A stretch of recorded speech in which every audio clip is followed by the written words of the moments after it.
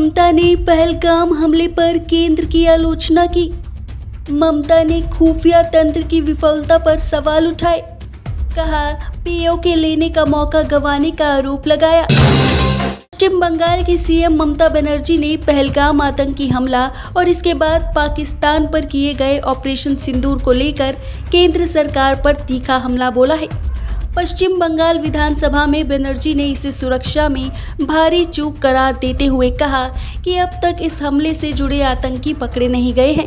साथ ही उन्होंने कहा कि भारत के पास पाकिस्तान अधिकृत कश्मीर यानी पीओके को लेने का ये अच्छा मौका था, जिसे केंद्र सरकार ने गंवा दिया।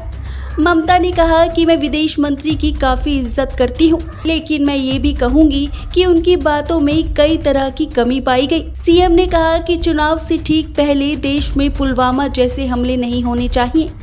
ममता ने 2019 के पुलवामा हमले का जिक्र करते हुए कहा कि जैसे जैसे चुनाव नज़दीक आते हैं, इस तरह की घटनाएं नहीं होनी चाहिए।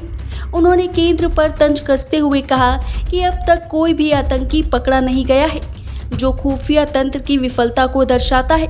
ममता ने यह भी आरोप लगाया कि केंद्र सरकार ने खुफिया जानकारी होने के बाद भी कोई ठोस कार्रवाई नहीं की, जिसके परिणाम स्वरूप ऐसी घटनाएं होती हैं। उन्होंने ये भी सवाल उठाया कि सरकार ने सुरक्षा बलों को पर्याप्त समर्थन क्यों नहीं दिया। ममता का ये बयान केंद्र और राज्य के बीच चल रही तनातनी को और उजागर करता है। उन्होंने राष्ट्रीय सुरक्षा को लेकर केंद्र की नीतियों पर सवाल उठाते हुए कहा कि ऐसी विफलताएं देश की एकता और सुरक्षा के लिए खतरा है। ममता ने ये भी संकेत दिया कि वे भारत की विदेश नीति का सम्मान करती है, लेकिन केंद्र सरकार को और सक्रियता दिखानी चाहिए थी।